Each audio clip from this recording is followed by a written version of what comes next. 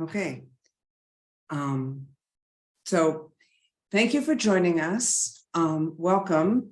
We are Teach the Shoah, and this is a moment of witness, an interfaith ceremony for Holocaust remembrance.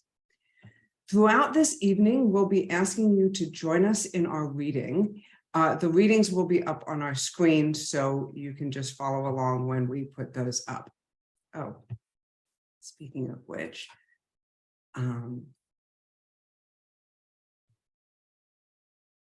more than that, tonight is a conversation. We will specifically be inviting you to join in that conversation in particular places in the evening, and we very much hope that you will. You should also feel free to add your thoughts in the chat at any time as we go through this program. We will stay on for a short conversation at the end of the program for those who wish and are able to stay.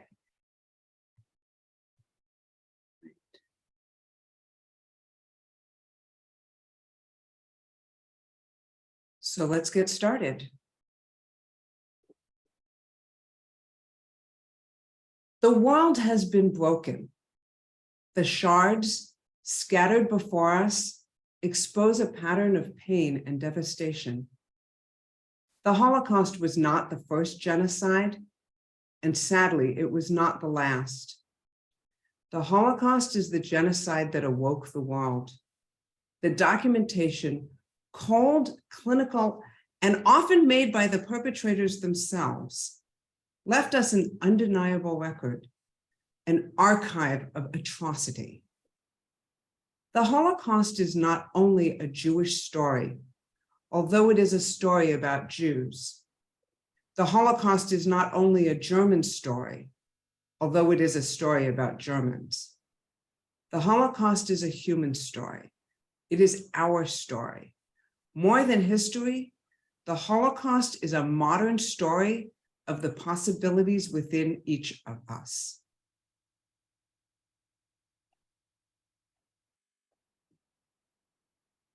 We are all the descendants of the Holocaust.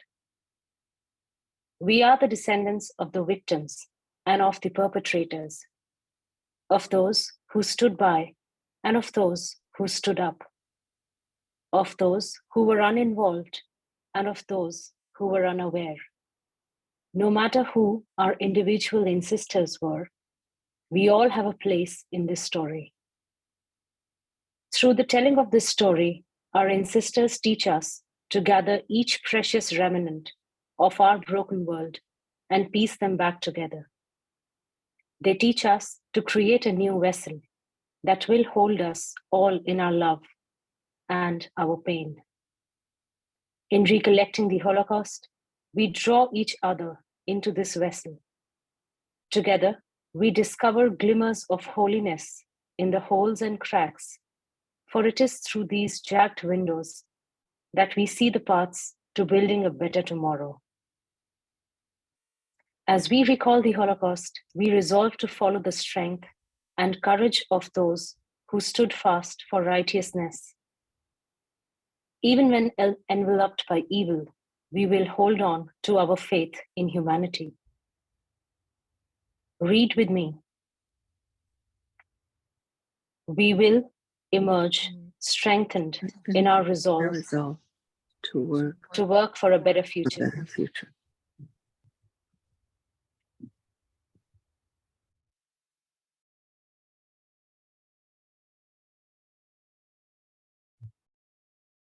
These paired candlesticks that you can see behind me are at once a symbol of Jewish holy days and a beacon to guide us through the darkness. The mismatched candlesticks on which they rest remind us that even when we do not have all that we need, we can be a light in the darkness. We take inspiration from those who found the strength to be that light, from those who found the strength to stand when standing seemed impossible. If you have candles, light them with us now.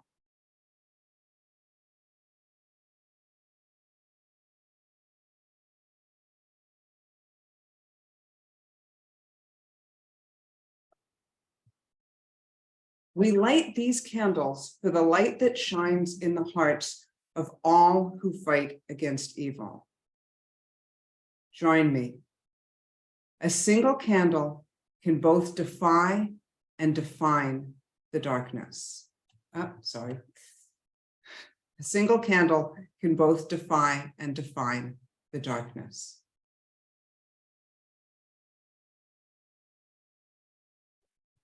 The story of genocide does not start with murder, but with people. Each is an individual with a story, a life that began before the darkness fell. We are all of those people, the victims, the perpetrators, the bystanders, and the rescuers. No matter who our ancestors were, we step into these stories as if they were our own.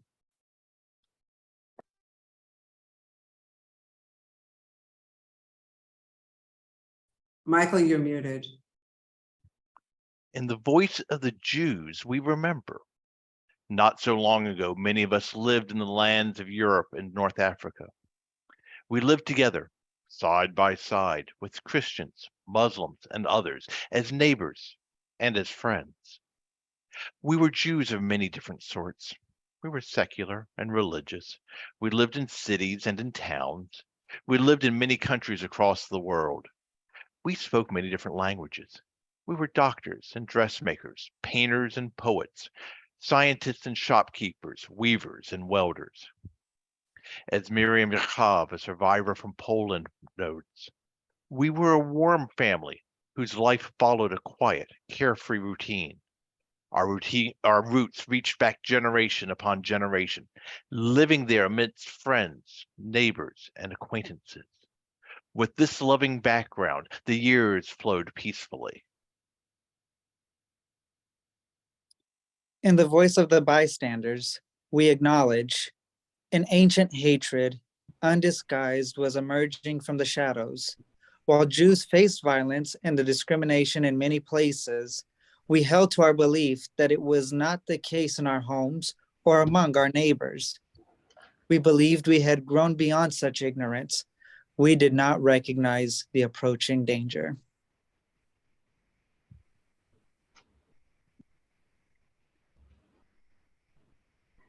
In addition to reading aloud with us, tonight you are going to get to participate in our discussions.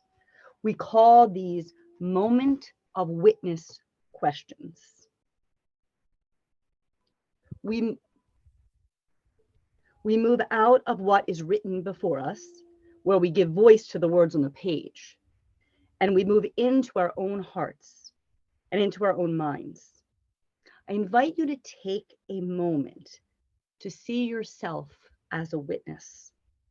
If you wish, you may close your eyes or go into a quiet place as I ask you these questions. Have you been blind to or ignored existing prejudice? When did you realize this?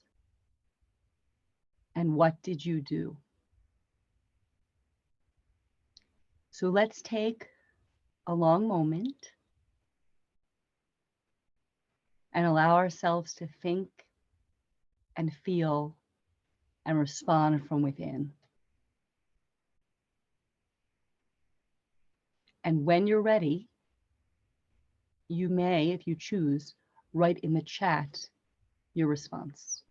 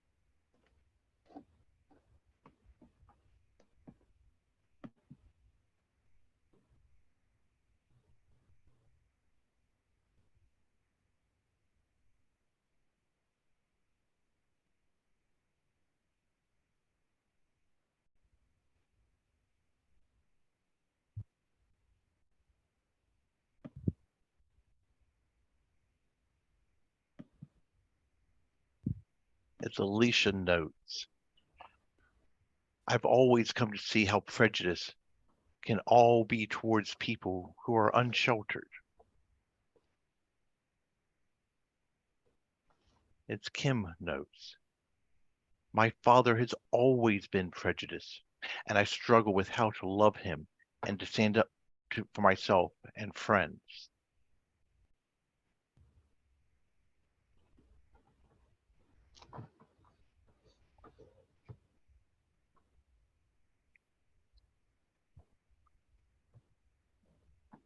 As Michael notes, I was getting my hair cut and a black man came in and asked to get a trim.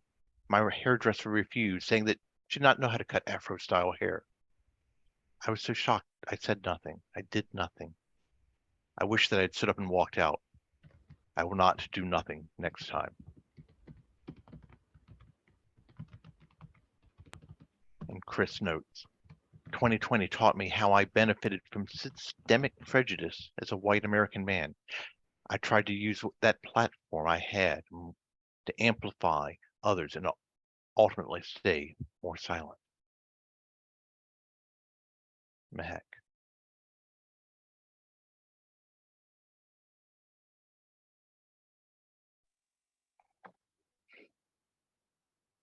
The path to genocide is neither swift nor straight.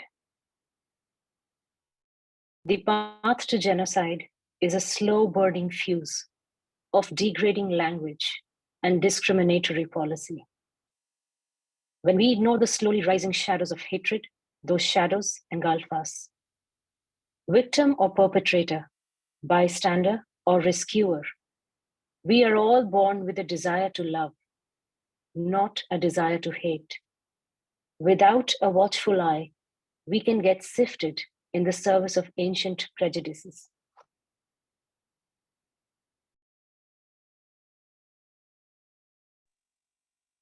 In the voice of the Jews, we remember. Hatred spread across Germany like poison in water. The Germans afflicted us with cruel laws and humiliations. They did not care who we were or what we did. They did not care whether we were religious or secular, from the city or from the country, civilian or soldier, only that we were Jews. Every day they keep issuing new laws against Jews. Today, for example, they took all our appliances away from us. The sewing machine, the radio, the telephone, the vacuum cleaner, the electric fryer, my camera, my bicycle. Agi said, we should be happy they're taking things and not people. Eva Heyman, Holocaust victim from Romania. Many of us fled, many more tried to flee, but found there was no place to go. Some who thought we had found safe haven were sent back into danger. Trouble does not begin with fanfare, but as storm clouds building in the distance. In the voice of the Jews, we remember. The Germans crowded us into small ghettos, cut off from the outside world. There was never enough food. Death was a daily visitor. In these overcrowded ghettos, we lamented. I feel as if I'm in a box. There is no air to breathe. Wherever you go, you encounter a gate that hems you in. I feel as if I've been robbed. My freedom is being robbed from me. My home and the familiar streets I love so much have been cut off from all these dear and precious to me. Itzhak Rudick, Lithuania, Holocaust victim.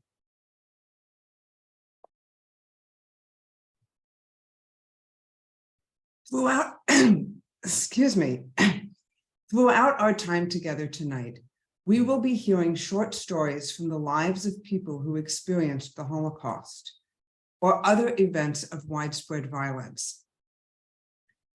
Our first story is from the life of Janusz Korczak. Janusz Korczak was a well-known educator, author, and radio show host, famous for his work promoting the rights of children. He ran a home for orphans in Warsaw.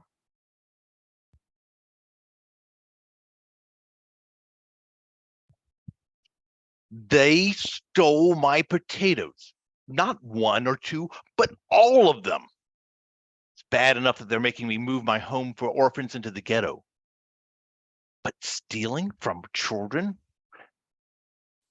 We packed what we needed to create a life of dignity in the ghetto for the children. Pictures, toys, books, pots of flowers, and enough potatoes to feed all of the children for the whole winter. Yesterday, the children lined in twos, and we paraded through Warsaw to the ghetto. But the guard at the ghetto gate took the whole wagon of potatoes. I promised that guard that I would report him to his superiors. He told me, go see the Gestapo. So that's what I'm doing. I walked into Gestapo's headquarters and I'm waiting for the commandant. I've lived under German rule before, for a while during the Great War. No one wants to hurt children. The Germans, they're reasonable people. I think. This office is different. There's the neat desk with neat papers and precise rows, and a glass front bookcase with no books, no papers, just a bullwhip and blunt hammers. But I'm Janusz Korczak, the famous old doctor. People seem to love me. From my radio show, from the books, from the rights of children. I'll make it work. I have to. We need the food. Here's the officer. I give him my papers. Sir, I am Janusz Korczak, the head for the home for orphans in the ghetto. Your soldier stole our wagon of potatoes. It is essential that the confiscated food be returned to the children immediately. He compliments me on my excellent German and asks me why I'm so concerned about Jewish orphans. Then he looks at my papers. It says here that you're Jewish. Where's your armband? Don't you know you're breaking the law? I refuse to wear a Jewish star. There are human laws that are transitory, and there are higher laws that are eternal.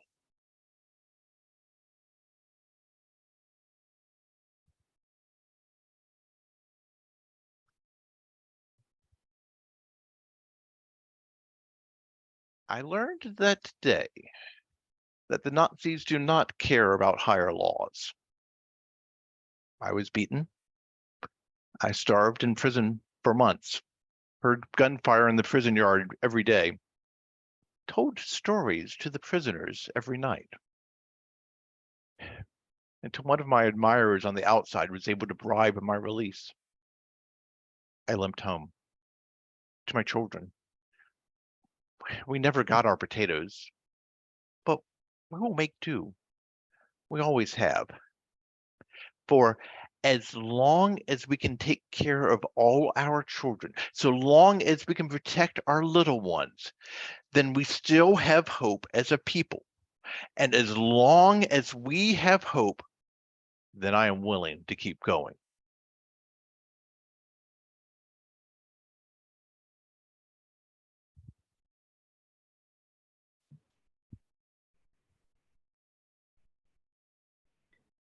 Thank you so much, Michael. Once again, we're going to move from our ritual right into our hearts and into our own minds. And again, you're invited, as you will be many times this evening, to close your eyes or go into a quiet place in yourself. And I'm going to ask you some more questions. What stories of hate and persecution have touched you? And where is your place in those stories? Again, take a long moment to think and imagine, feel. And when you're ready, we invite you, if you wish, to write in the chat.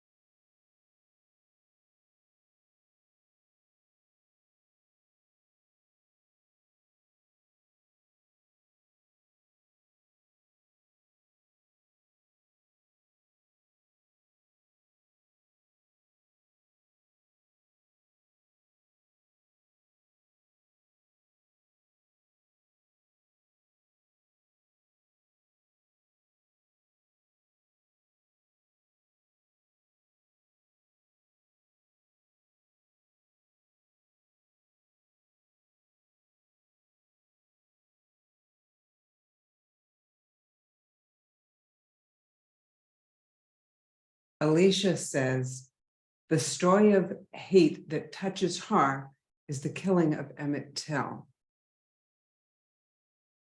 And I will second that. I've heard that story. As I said, the story that touched me from that community was 12 Years a Slave. And I don't know where my place is in that story. And that's an open question for all of us to find our places in each other's stories, I think.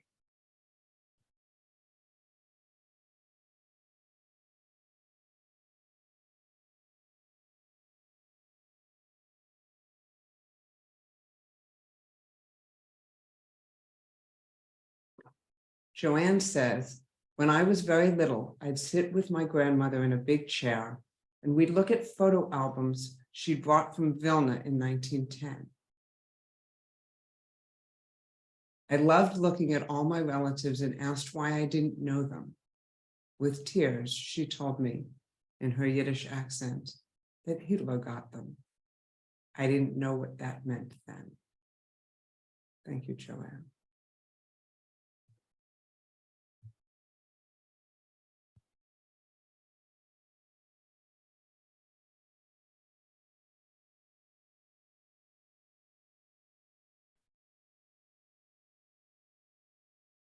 Joseph tells us that I have had the chance through my church to meet people from Rwanda who were caught in the genocide, and I visited Rwanda in 2005. All the churches that were destroyed had signs outside them that said, never again. Please keep sharing. And Michael, let's move to our next section.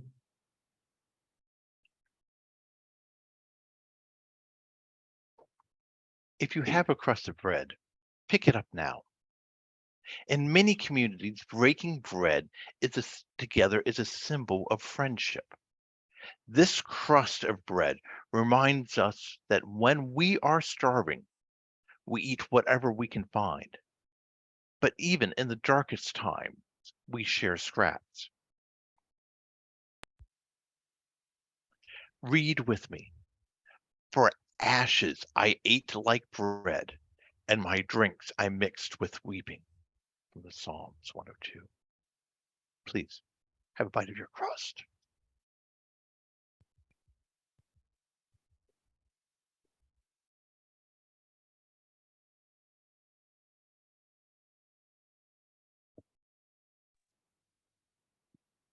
Hate is unashamed.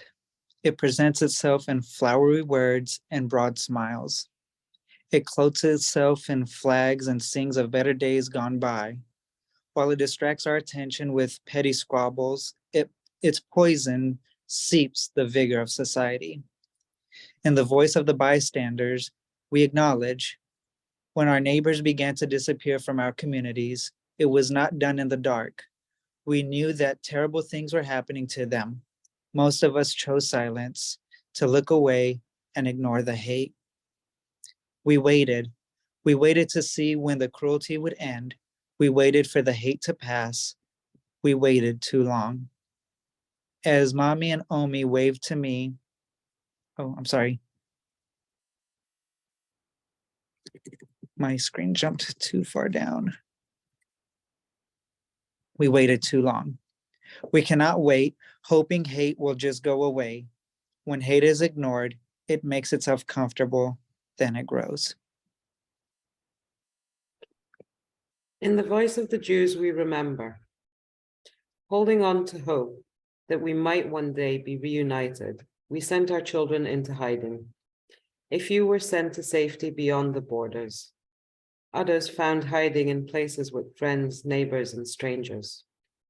As Mommy and Umi waved to me, I chose to hide my tears, and I smiled. I wanted to give them strength. Ruth Westheimer, Holocaust survivor, Germany.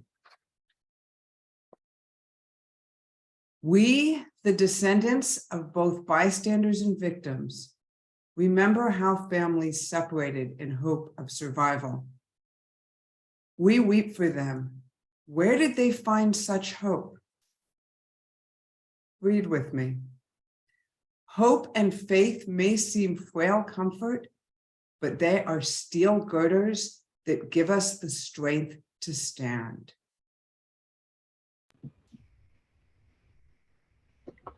Please find a piece of paper, any note, little piece will do, and find a pencil or pen and write on this paper your hope for the future, a personal hope or a hope for your entire community.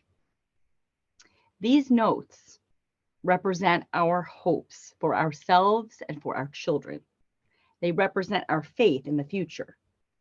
Let these hopes be a sweetness that lies beneath the bitterness.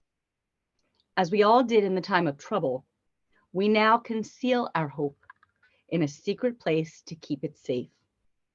May we find it again at the end of our journey. So once you've written your note, you can fold that and hide it in a safe place until we will be ready for it later. So we're gonna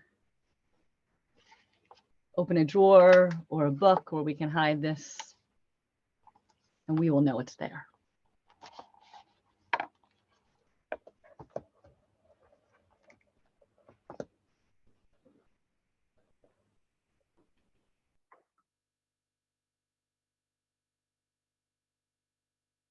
Words fail as we come to the darkest times. In the voices of all the casualties of hate, we remember. A mixed multitude were caught in the Nazis' web of death.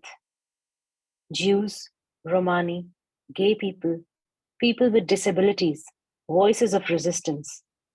Many of us died at the hands of Nazis. A special viciousness was aimed at the Jews and the Romani. The two cultures the Germans were determined to eradicate. In the voice of the Jews we remember, the Germans murdered us in staggering numbers. In many places, bystanders became willing participants in the violence. We were murdered without mercy. Mothers and fathers, children and grandparents. We were murdered simply for being Jewish. In the voice of the Romani, we remember. For generations, we Romani have wandered, free throughout Europe, yet distrusted and shunned. Strong families helped us endure, clinging to ourselves until the terror of the devouring. The Germans murdered us alongside the Jews, simply for being who we are. Mass graves filled the forests of Europe. In the voice of both Jews and Romani, we remember. The Germans tore us from our homes, forcing us into slave labor camps and into death chambers. Those who could not work were murdered. Those who could work were kept as slaves until they too succumbed to starvation and illness. In our blind ignorance, we thought that deportation was a better solution, fools that we were.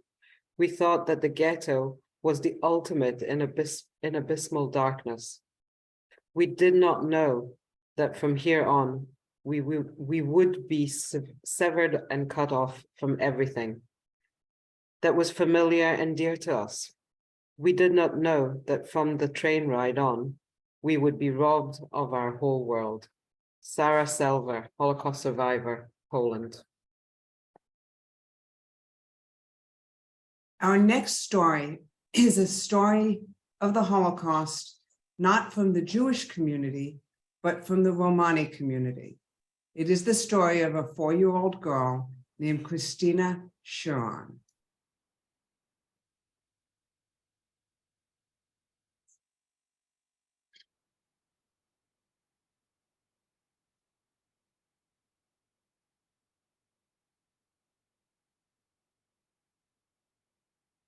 It's a hot day in July, in my little village in Shuchurowa in Poland, the Nazis came yelling, all of us to leave our houses. When we went outside, we could see everyone, our families, our neighbors, and our friends. And I can see that the German Nazis were waiting in wagons to take our people away. First, the men would leave, and we would wait in the sun. Then, when the wagons would come back, they were empty. I didn't know what was happening. Then another family would get on and go, and again we would wait. Finally, it was my family's turn to get onto a wagon. My mama, my sister, who was only 2, and my big brother, who was 10. My aunts and their children, and my mamio, she tried to get on, my grandmother, but a Nazi pushed her away and said, too many people already. She would have to wait for the next group. Mama didn't want her to be alone, and she begged Mamio, please take Christina to have somebody with you. My big brother looks to Mama and says, Mama, if they're gonna kill you, I wanna die with you. Mama said, okay. Mamio said, okay. She lifted me up, handed me over the wagon when a Nazi couldn't see, and I stayed with Mamio. We watched as the wagon went off into the distance, and I stayed with Mamio and a few other people waiting for our turn to get into a wagon. After a little while, again a wagon came back, empty, ready to take us too. We got on and slowly started making our way into town on our way to the cemetery. While we got into town, Mrs. Piotroshka, the restaurant owner, stopped the wagon. She begged the Nazis to come in and wait to have a bite to eat.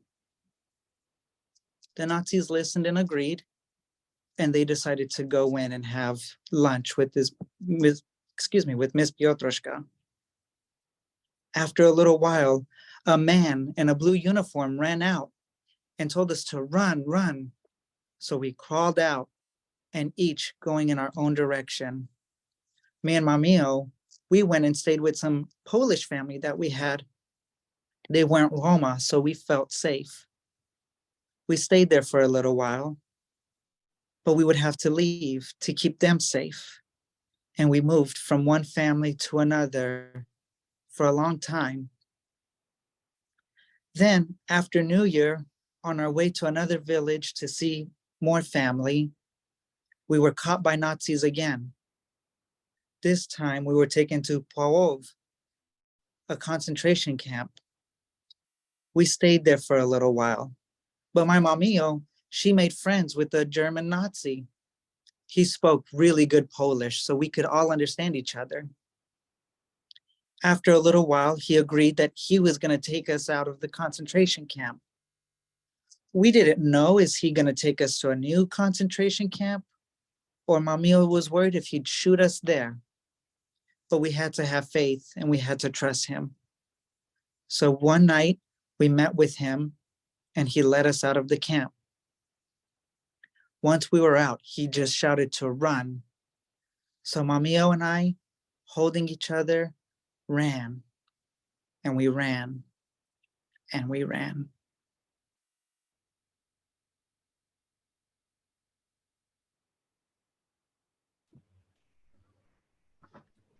Oh, thank you, Greg. Let us once again move from our prescribed ritual and move into our own hearts and into our own minds. Again, you're invited to close your eyes and go into that internal place. And I have more questions to ask.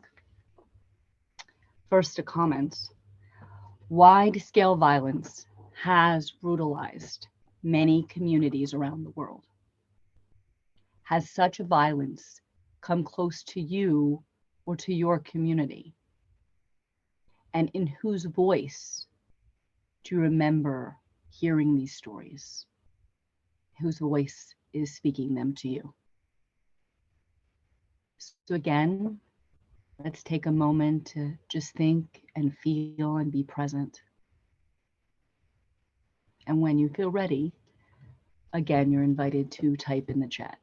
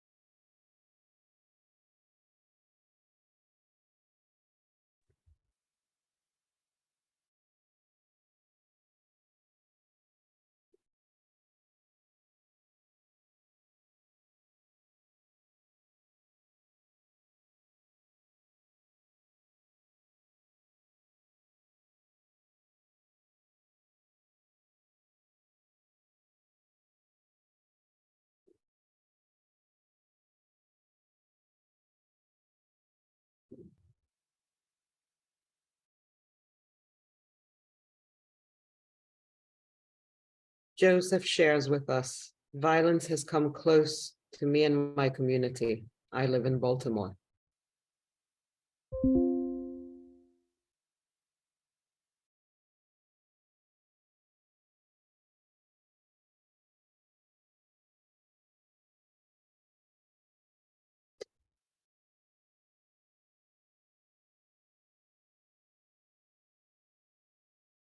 Adele shares, I live near Parland, Florida, where 28 people were in mass shooting February 14th, just a few years ago.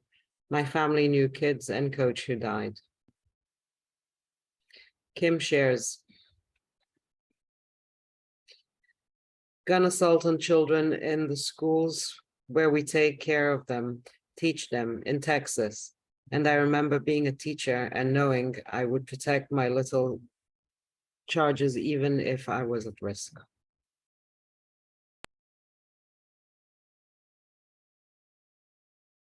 Deborah, please keep sharing, everybody.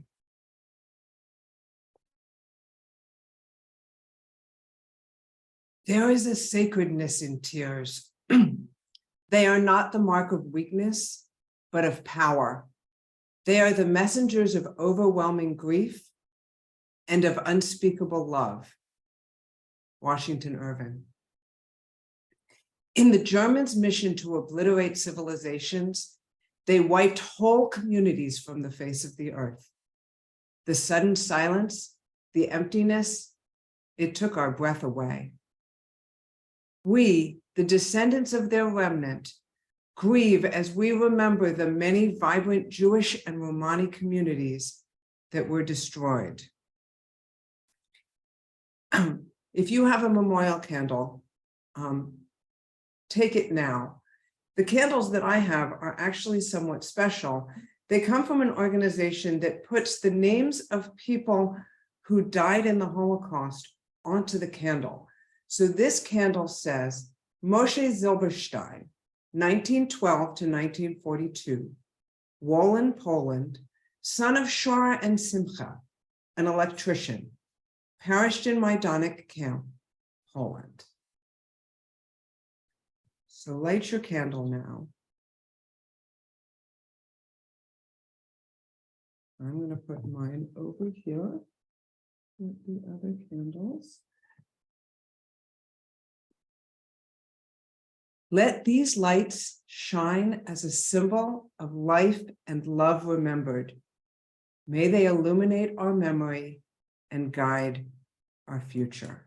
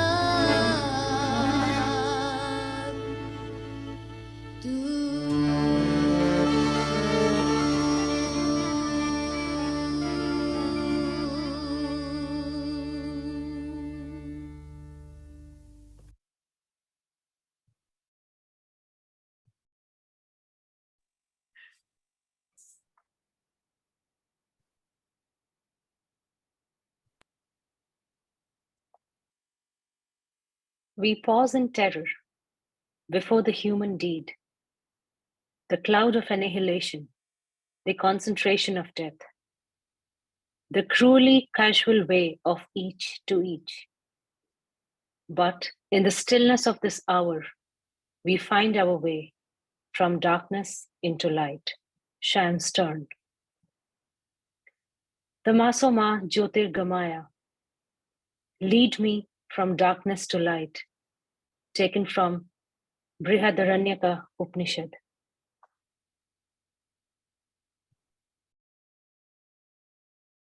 How do we stay hopeful when people are capable of such great evil? Some recognized the evil for what it was. A few were willing to risk their lives to help. They hid friends, neighbors, and strangers from the eyes of those bent on harm. In almost every survivor's story, there is a story of someone who helped. These people are our ancestors too. In the voice of the rescuers, we know. We lived in every country in Europe. We came from every walk of life.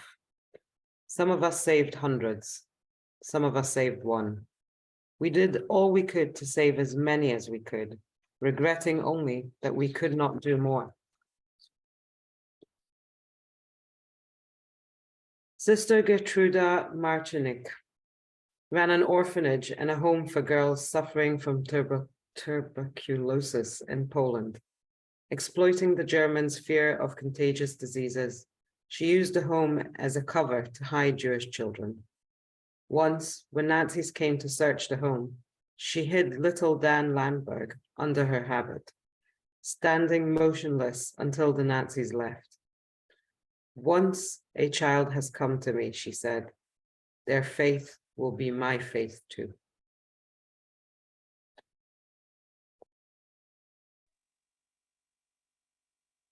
In some places, whole communities stood together to protect the Jews. For mostly Muslim population of Albania, helping Jews was a matter of national honor. When the Germans invaded Albania, Nuro Hoxha, a teacher and a religious Muslim, hid 4 Jewish families in underground bunkers in his house. Now we are one family, he told them. My sons and I will defend you against the peril at the cost of our lives. Nuro Hoxha, Holocaust rescuer, Albania. We, the descendants of both bystanders and rescuers, honor the helpers so that we may gain wisdom from them. We must always strive for the courage to help those in need. Reach out your hand toward me in the screen. We reach for each other. From a distance, we will help each other. We reach for each other in fellowship and peace, pulling each other to safety. Each person's decision to help was difficult. The risks were many. Would we have made such a decision? We cannot know, and we cannot judge. In gratitude and hope, we honor the helpers.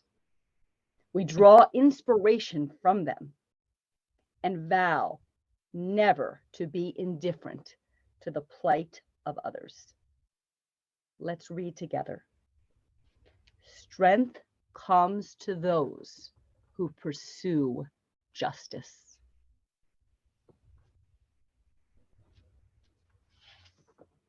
An army arrayed to eliminate the future and memory of an entire culture could not destroy it. Faith in God, faith in the future, and faith in each other lit a candle of love. Our bodies failed, but our humanity stayed strong. In the voice of the Jews, we remember. Despite our enemies' eagerness to strip us of our Judaism and of our humanity, we continued to educate our children, to celebrate our holidays, to love and help each other. Although prayer was forbidden, we prayed in secret communities and within secret places in our hearts. Our faith was one thing that they could not take from us. Rivka Wagner, Holocaust survivor, Poland.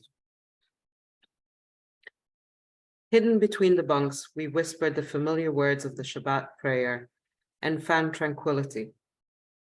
I discovered for the first time in my life the real power and value of prayer and faith in God. I could feel my words shattering the iron gates and the high-powered fences, going past the hundreds of guards, dugouts, and watchtowers, out into the open, reaching towards heaven. Here, I knew, was a way of escape, a source of strength, and a means of survival, which no power on earth could deprive me. Simcha Onsford, Holocaust survivor, Czechoslovakia. In the ghetto, a young boy defied the bitterness. From tomorrow on, I shall be sad. From tomorrow on. Today, I will be happy. What's the use of sadness? Tell me that. Because the evil winds begin to blow? Why should I grieve for tomorrow today? No, today I will be glad. Every day, no matter how bitter it be, I will say, from tomorrow on, I shall be sad. Not today. Modela, A Child in the Ghetto. Our next story is a story not of the Holocaust, but of another example of wide-scale violence, a story from the partition of India.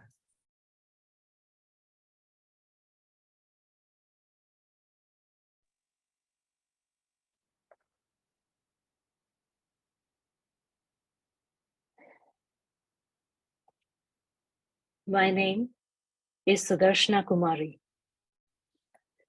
and I was born in Pakistan in Sheikhpura district, about 20 to 25 kilometers from Lahore. At the time of the partition, I was 8 years old. It was a hot summer evening, and my mother had lit the oven and was making rotis for the night. Just then, our neighbor Satpal, who lived on the second floor, called out, "The sawmill has been set on fire." The sawmill was just a few meters away from our house. The moment we saw the fire, we were all terrified. We left our rotis and dough there and jumped from one terrace onto another. And so, jumping from terrace to terrace, we became homeless. We reached a place far away called the civil quarters that had short walls, and hence we thought it was not safe to hide there because we could be easily seen. But the civil quarters suffered no damages as it belonged to the government. We were on the run for 2 days without food. We would hide out on the rooftops during the day and glance down through the cracks from there, waiting for the military to come. The military did not come. Instead, the hooligans came. With masked faces, they were holding spears in their hands, and some had even guns. They were looting and killing people, and they were the ones who were burning down their houses. Whoever ran with their belongings and came in their way was caught and killed by them. My mother and I saw how my aunt and uncle's 1-year-old daughter was snatched by those hooligans, thrown in the air, and put the spear in her belly.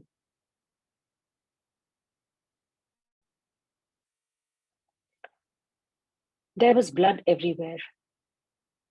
Then it was their son, then my uncle, and lastly my aunt. As we walked on the road, we found several of our acquaintances lying dead. It was raining, and the dead bodies were stinking.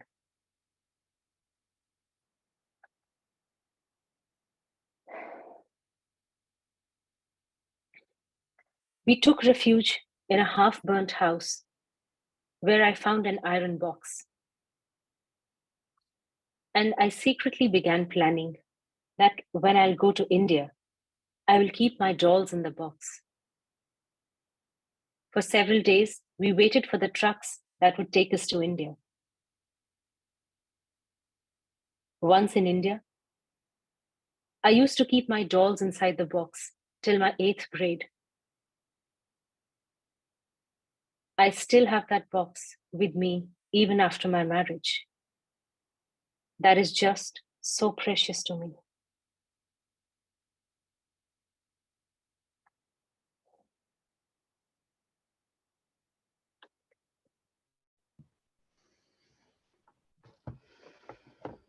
Thank you, Mehak, so much. This story took place in 1947. That is correct, Mehak? In 1947 in Pakistan and India, just years after the Holocaust. Thank you so much. We're going to move again from our ritual and into our hearts and into our own minds. And again, you're invited to close your eyes and go inside. So some more questions for us to ponder. What stories of inner strength do you know? What stories of physical and spiritual resistance by people caught up in wide-scale violence? And how has knowing those stories influenced you?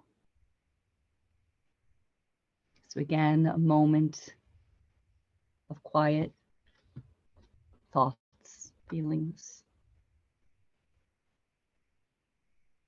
And when you're ready, please share with us if you wish in the chat.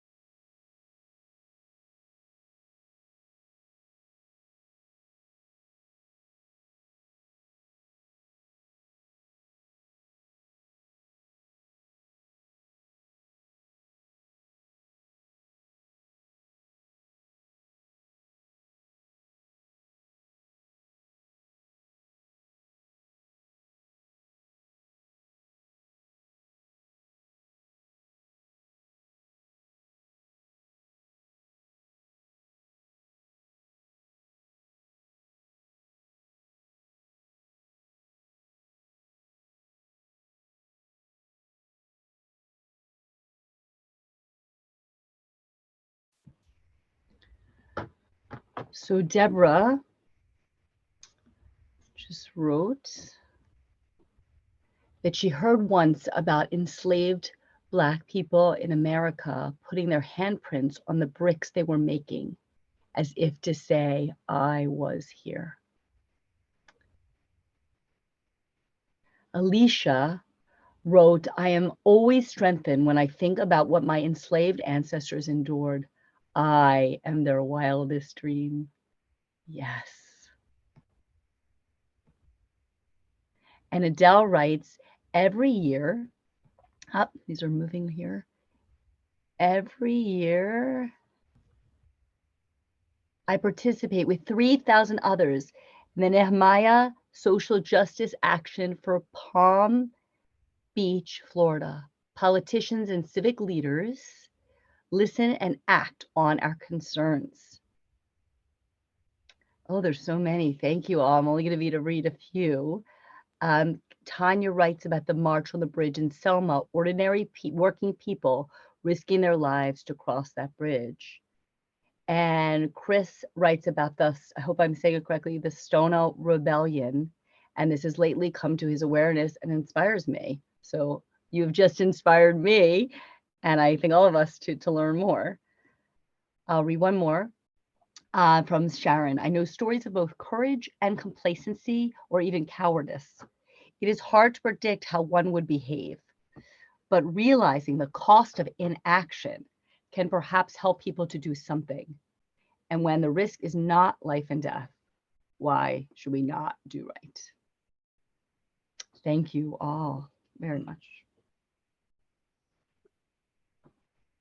Liberation did come. As the armies of the world moved towards vanquishing evil, they discovered a hell that left them stunned. In the voice of the Jews, we remember. As we emerged from that hell, we asked, how do we move forward when we have lost so much? We walk with a hole in our hearts and weight in our footsteps, but we walk forward.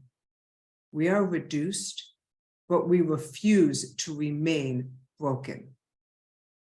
While the world counted their dead, we counted our living. Those who lived gave us the strength to love again. We did not know what would come next. We only knew we could not go back to the life we once lived. In the voice of the bystanders, we acknowledge, as we watched our neighbors struggle to regain their footing, we found our own footing, not quite so steady, for we remembered what we have been taught. Truly, I tell you, whatever you did for one of the least of these brothers and sisters of mine, you did for me. Matthew 25:40. And we wished we had done more. We know that we must reach out to all souls in need. Please read with me. Only by loving our neighbors with all our hearts can we heal the terrible hurt that has been done to the world.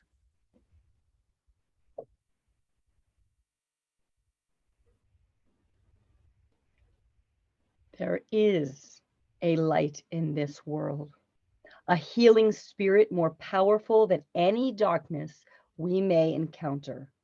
The words of Mother Teresa. Let us strive to be that light in the world. As it is written, love the whole world as a mother loves her only child. Paraphrased from the Buddhist Karaniya Metta Sutta. Lift your hands with me together and open them, palms up. We take their sorrow into our hands to cleanse, to heal, to protect. We reveal our palms to express our hope, for our hands are an extension of the heart. And let us read together. Words are not enough. It takes our hands to build.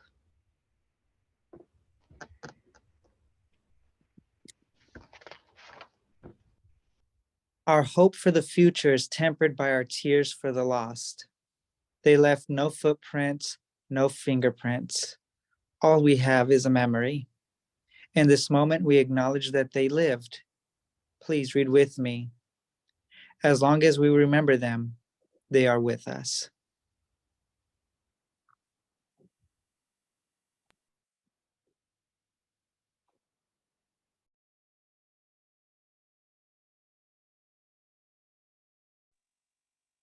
They survive and treat us.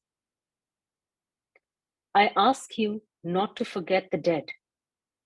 I ask you to build a memorial in our names, a monument reaching up to the heavens that the entire world must see.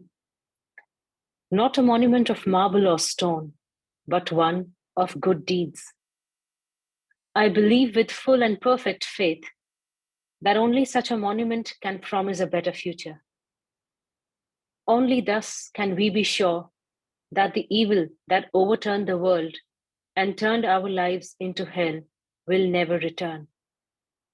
Adapted from Donya Rosen, Holocaust survivor from Ukraine.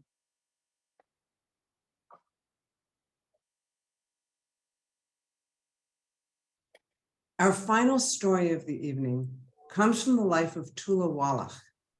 Tula was born in Lodz, Poland in 1923. In 1944, she was deported to Auschwitz with her mother, who was murdered there.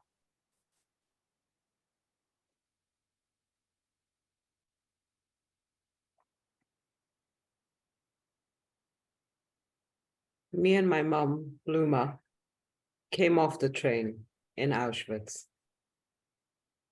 From which ghetto? When we came off the train, there was the man separating left, right, left, right. My mom went on one side, I went on the other. I ended up in the showers. And like all the other women there, we had to take off all our clothes. And as I was about to take off my coat, I noticed that there were my mom's glasses in the pocket. And I decided I was going to keep them. When I came out from the other side of the shower with the striped uniform on, I took the glasses off and tied them up to my body. The glasses were with me all the time. When I was liberated, when I came to the land of Israel, when I got married, when I had children, grandchildren. As the years go by, the glasses start crumbling. I keep them in a little sachet next to my bed. In the 1990s, I'm already a bit older. And I'm starting to think that maybe one day, nobody will know what these crumbs are. Maybe one day when I'm not here, somebody will throw them away. So I decided I'm going to go to the Yad Vashem Holocaust Museum. And I'll give them to the restoration people. They'll know what to do. So I do. I go to Yad Vashem and I meet this nice man from the restoration department. And I say to him, "This is my mother. Please take care of her."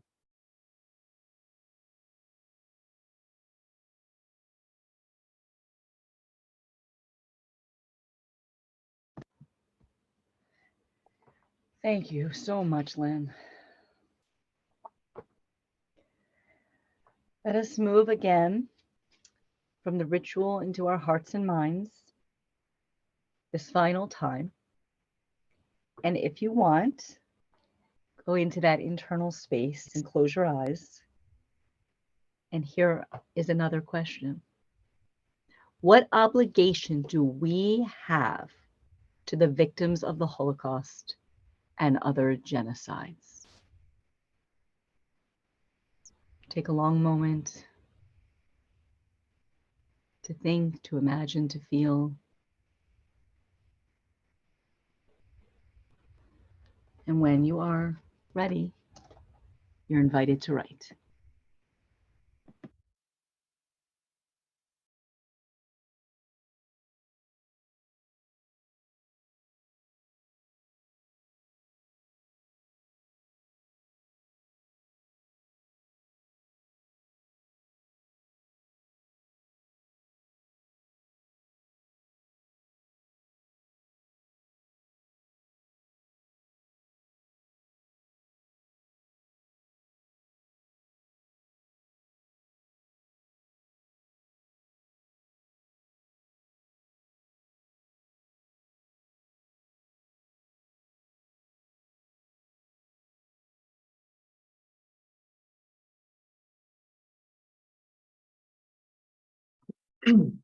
Lynne says,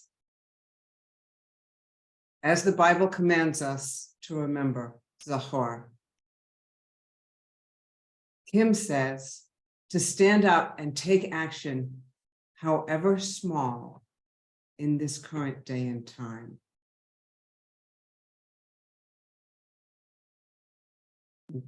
Many of us are agreeing to listen and to remember. Yes, to listen to the stories. And as Tanya says, to always stand up when we see injustice.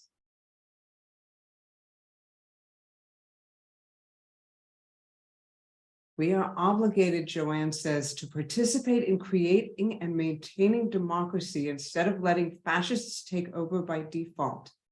Where there is fascism, there will be innocent victims. Thank you all. And again, keep writing. Because we must remember them as they lived. As we contemplate their pictures, we mourn the stories cut short, the hopes and dreams lost. We speak their names so they will not be forgotten. Some people in these photos are not labeled with names, reminding us that although some stories are lost, we still acknowledge the people who lived them. For these, we simply say, unknown. Let these few represent for us the many. If you know of someone who was murdered in the Holocaust or another genocide or hate crime, bring their name to mind now. Put it in the chat if you wish. These are pictures of people who were murdered in the Holocaust, not all of them Jews. Please read their names with us.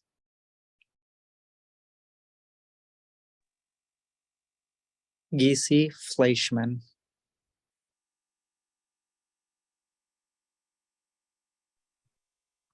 Rudy Salmon, unknown. Zipporah Picker, Shraga Picker, Erna Laurenberger, Yehiel Mintzberg, unknown. Isabel Martin, Zoli Martin, And from the chat, Rivka Weinman, Aaron Mankowski, Fritz and Ida Adlitz, Devorah Werner, Cecil Frund, Gerd Schlosser. Let us pause for a moment of silent reflection.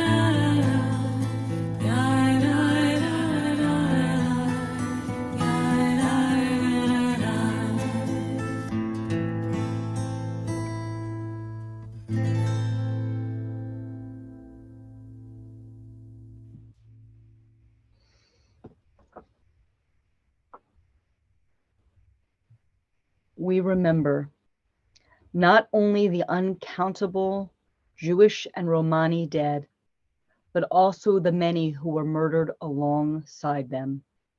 Gay people, people with disabilities, people who voiced resistance, all these murdered in the great silencing of diversity speech and opposition. They are gone. They cannot tell their stories any longer, but we can. We can hold open the window, this fragile window. We can give their stories wings. Let us give their stories a voice so they can fly into others' ears, into others' hearts. And let us read together. Only we can tell their stories now. Only we.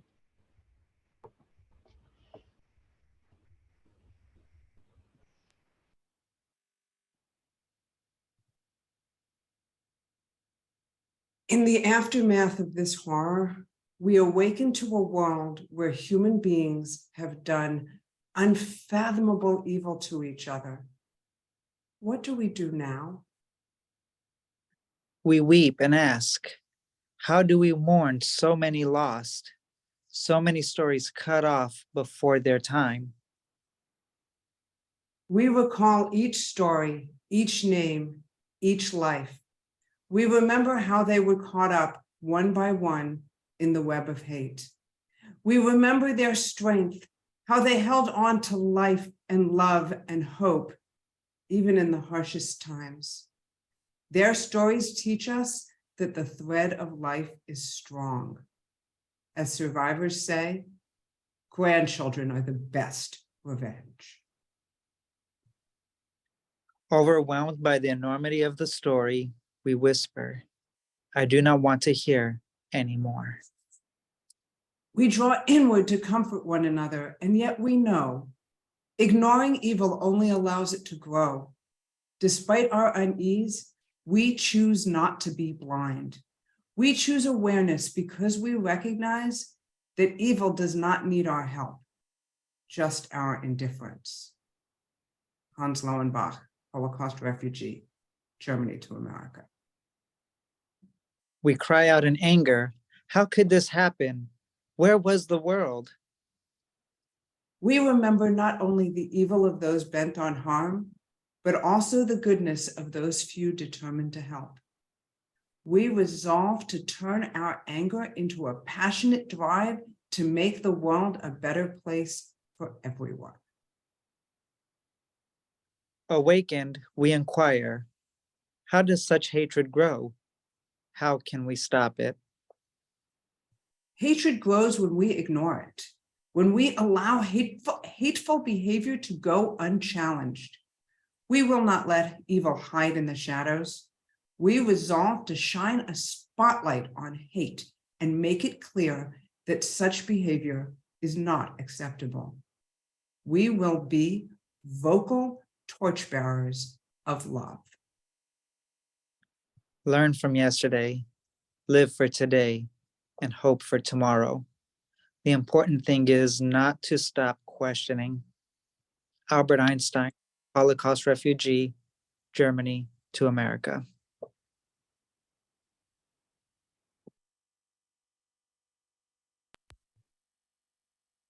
Join us in a responsive reading. That means you should read the section in italic. I pray for courage and for strength when I remember the evils in the past, the innocent people tortured and murdered. I'm almost afraid to make myself remember, but I am even more afraid to forget. I ask for wisdom that I might mourn and not be consumed by hatred, that I might remember and yet not lose hope. I must face evil. In so doing, reaffirm my faith in future good. I cannot erase yesterday's pains, but I can vow that they will not have suffered in vain. And so I pray. For those who were given death, I choose life. For me and for generations yet to come.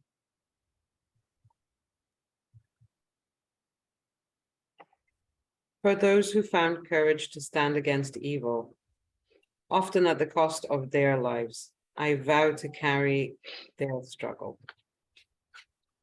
I must teach myself and others to learn from hatred that people must love, to learn from evil, to live for good.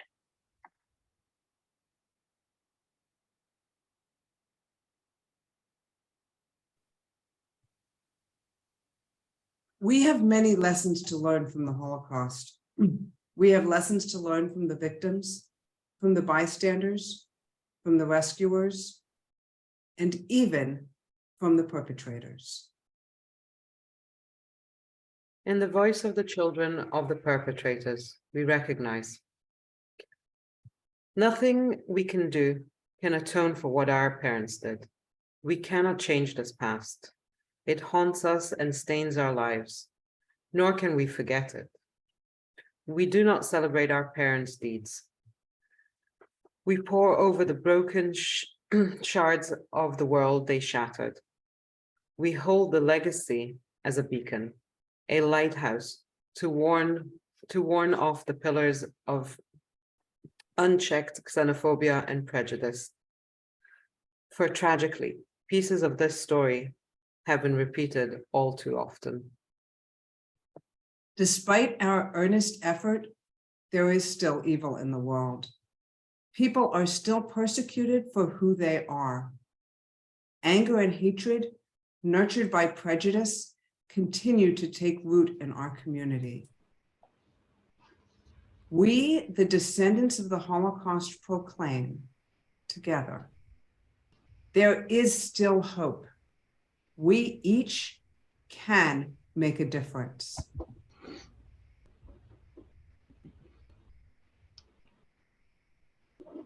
Find the hidden paper where you wrote your hope.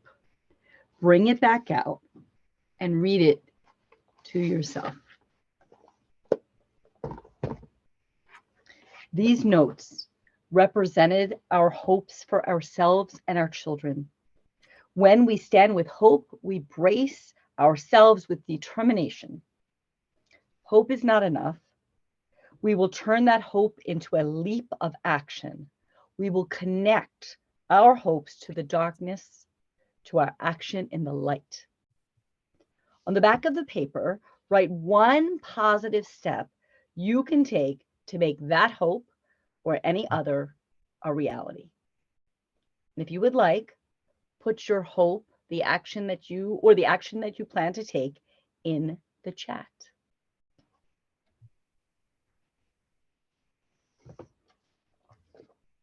We will read a few of these aloud.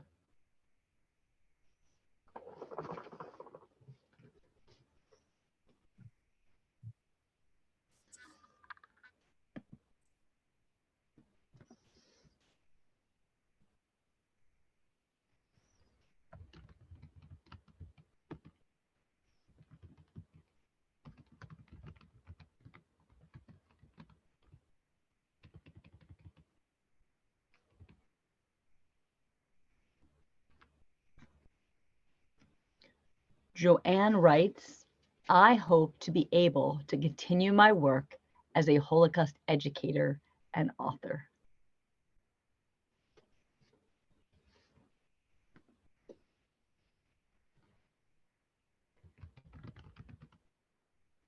Deborah writes, she will continue to encourage this conversation so everyone can see how their tragedies can speak to each other's.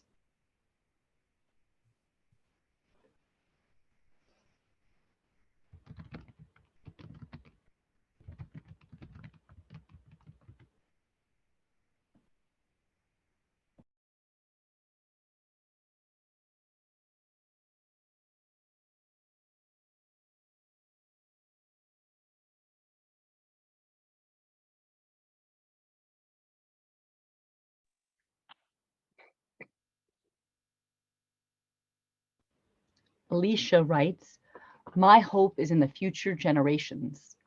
I believe giving them as much opportunity to meet and befriend people from diverse cultures will help to combat stereotypes and prejudice and violence.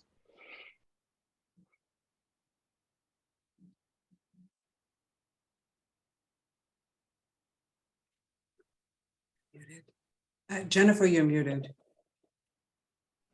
I'm sorry. I will listen to other stories that I have not heard before so that I can learn the struggles and hopes that others hold. And the last one I'll read, Tanya's. My action is to say something kind to each person I encounter and to learn to give appreciations, thank you, Tanya, as Jennifer models for us. Thank you very much. Keep writing those hopes and even share them throughout our final minutes. And we'd love to read from each other. We hope for peace and justice in our world.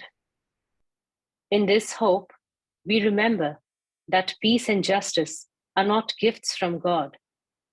They are our gifts to each other. Adapted from Elie Wiesel, Holocaust survivor from Hungary. Across this world, we are many different people. We speak many different languages. Peace is a gift we can give in every language. Read with me. Our differences disappear the moment we come to realize that all hearts are one. Sri Chinmoy.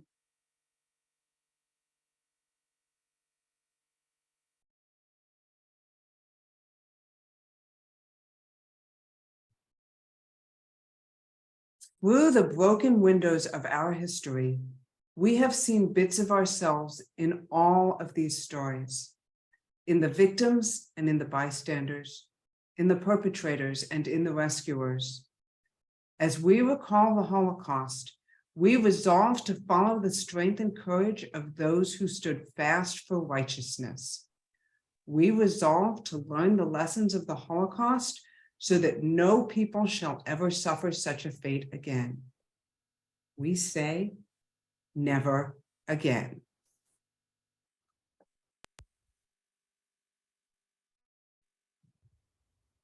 Join us in respective reading. That means you should read the section in italics. Never again shall we ignore the gathering shadows of hate. Never again. Never again shall we stay silent at the preaching of malice. Never again. Never again shall we excuse those who hate. Never again. As long as poverty, injustice, and gross inequality persist in our world, none of us can truly rest. Nelson Mandela.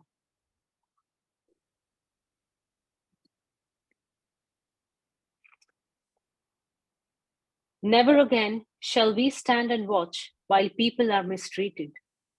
Never again.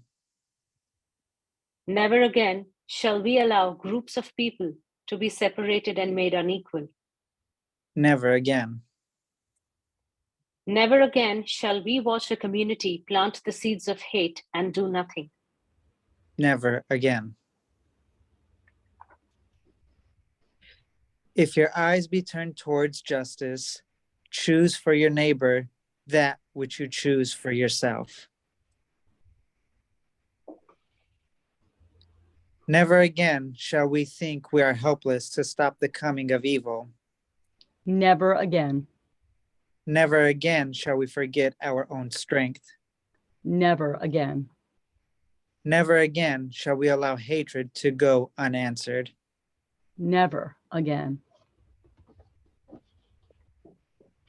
I raise up my voice, not so I can shout, but so that those without a voice can be heard. Malala Yousafzai.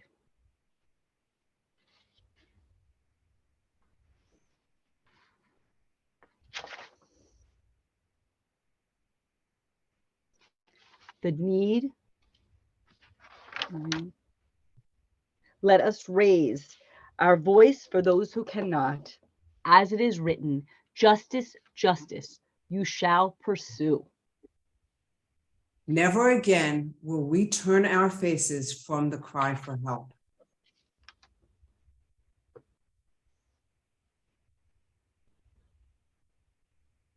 The need is here. The need is now. Justice, justice, we shall pursue.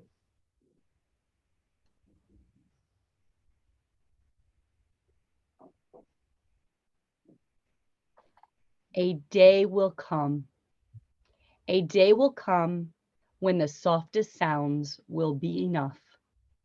When one lingering note, a delicate dance between two hands, a leaf spinning in the breeze, when one ringing bell, when one whispered poem will be enough to awaken each person from that which is concealed, to bless this holy human with wisdom that bursts from the sacred well of justice, from the sweet, hearty, bubbling, subterranean spring that nourishes the tree of life.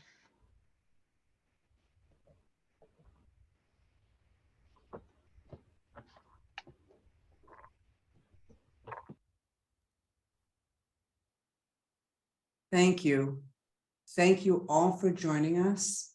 Thank you to our readers and storytellers, Michael Fripp, Greg Eftimie, Mehak Burza, Lynne Feldman, and Jennifer Zunikoff.